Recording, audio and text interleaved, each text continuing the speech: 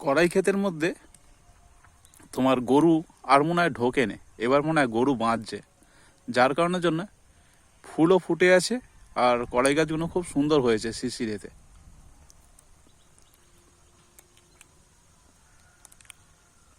এতে জলও দেওয়া নেই আর কিচ্ছু দেওয়া নেই, সারও দেওয়া নেই, শুধু গাছগুলো হয়েই যাচ্ছে এক নাগারে।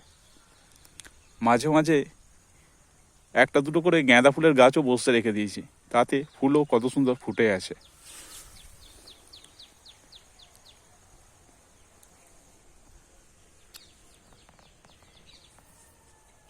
আমি কড়াই শাক তুলতে এসেছি কাঁচি দিয়ে।